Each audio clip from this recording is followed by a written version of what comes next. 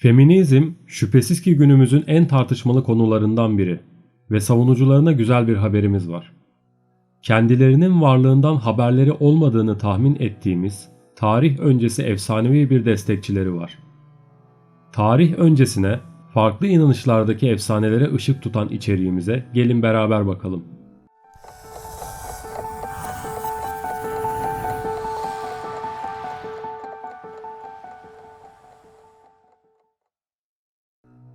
Efsanelerde bilinenin aksine kendisi Adem'in ilk eşi olarak geçmektedir.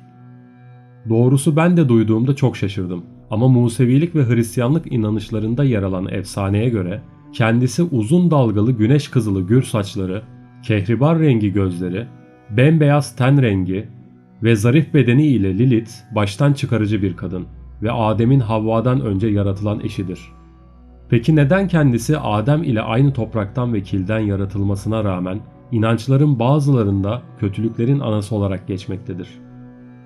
Lilith, Adem'in kendisini üstün gördüğü bütün koşul ve şartlara rağmen ona ayak diretip ikisinin de eşit olduğunu savunmuştur. Çünkü Tanrı tarafından aynı şekilde yaratılmışlardır ve doğal olarak Lilith, Adem ile denk olduklarını sonuna kadar savunmuştur.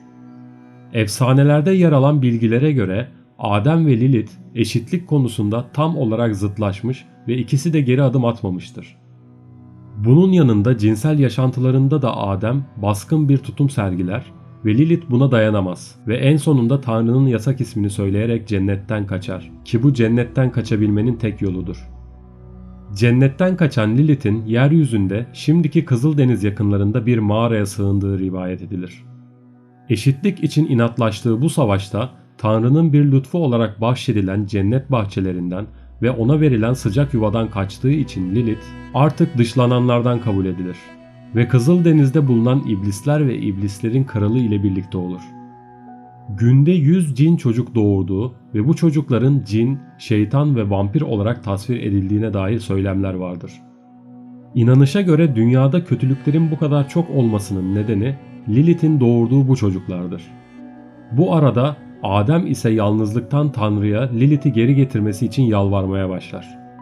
Bunun için Tanrı Lilith'e Senoy, Sansenoy ve Samengelof isimli 3 melek ile evine dön çağrısı yaptırır. Lilith bu çağrıyı geri çevirir ve asla dönmeyeceğini söyler. Bunun üzerine melekler tarafından her gün çocuklarının öldürüleceğine dair tehdit edilir. Lilith'e yapılan tehdit boş çıkmaz ve her gün yüzlerce çocuğu öldürülür. Ve Lilith bu sırada inanılmaz acı çekmektedir. Bu arada Lilith'in gelmeyeceğinden tamamen emin olan Tanrı ise bir gece Adem uyurken ondan aldığı kaburga kemiğinden Havva'yı yaratır. Havva Lilith'e o kadar benzer ki Adem Lilith'in pişman olup geri döndüğünü düşünür. Bu sırada canı yanan ve Adem'in Havva'ya olan bağlılığını kabul edemeyen Lilith o andan sonra Adem'den türeyen bütün çocukları öldüreceğine dair yemin eder. Lilith efsanesi detayları çok yaygın olarak bilinen bir efsane olmasa da bu efsaneden temellendirilen pek çok inanç, batıl inanç, sendrom vardır. Aynı zamanda izlediğimiz pek çok dizi ve filmde de kendisine rastladığımızı söyleyebiliriz. Tarih öncesine dayanan efsane gerek Orta Çağ'da gerek Rönesans dönemindeki tablolara ve eserlere yansımış ve etki alanı giderek artmıştır. Genel inanışta bilindiği üzere Havva şeytan tarafından kandırılır ve yasak meyveyi yediği için Adem ile cennetten kovulup yeryüzüne gönderilir ve ölümlü olurlar. Efsanenin kalanı işte bu noktada devreye giriyor diyebiliriz. Lilith efsanesine göre Havva'yı kandırarak yasak meyveyi yemesini sağlayan şeytan sevgilisinin kılığına giren ve intikam almak isteyen Lilith'tir. Ayrıca bu aynı zamanda Lilith'in Adem'den olan çocukları öldürmek üzere ettiği yemini gerçekleştirmesini kolaylaştırdı denilmektedir. Dediğimiz gibi Lilith pek çok başka efsane, inanışlarda, kutsal kabul edilen hikayelerde, batıl inançlarda karşımıza geliyor. Tabii bu inanışlarda Lilith adıyla karşımıza çıkmıyor. Ama araştırmaların çoğu ortak bir paydada buluşmuş diyebiliriz.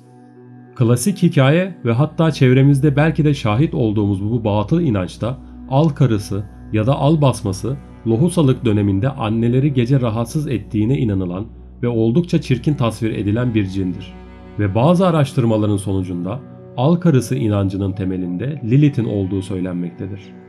Anadolu'nun Lilith'i saf dışı bırakmak için başvurduğu yöntemlerin bazıları ise şu şekilde.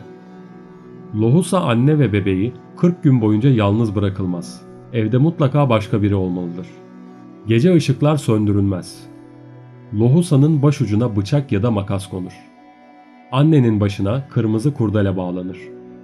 Fantastik konulu çoğu yapımda efsanelere ve mitolojilere başvurulduğunu hepimiz biliyoruz. Büyük izleyici kitlesine sahip Supernatural bunlardan biri. Efsanevi karakterimiz Lilith, dizinin uzun soluklu konularından biri olmuştur. Hala izlemediyseniz bir şans vermenizi tavsiye ederiz. Modern çağlarda Lilith, feminizmin simgesi haline geldi. Bu isimde dergiler çıktı, kitaplar ve makaleler basıldı, kafeler açıldı, sadece kadın müzisyenlerin katıldığı Lilith Fair adlı gezici müzik festivalleri düzenlendi. İdeal kadın olarak tanımlanan, Havva gibi olmak istemeyen kadınlar, tepkilerini dile getirmek için kız çocuklarına Lilith adını verdiler. Ve Lilith, tarihin ilk feminist karakteri ve savunucusu kabul edildi. Peki siz Lilith'in dünyadaki etkisini biliyor muydunuz? En sonunda kitaplarda, makalelerde Lilith kendi ayakları üzerinde durmaya çabalayan ve baş kaldıran kadının simgesi haline gelirken, Havva ise boyun eğen ve erkekler tarafından daha çok kabul gören kadının simgesi haline geldi. Eminiz ki sizin de bu çatışmadan yeni haberiniz oluyor. Videomuz burada sona eriyor. Beni izlediğiniz için çok teşekkür ederim. Bir sonraki videoda görüşmek üzere. Kendinize iyi bakın.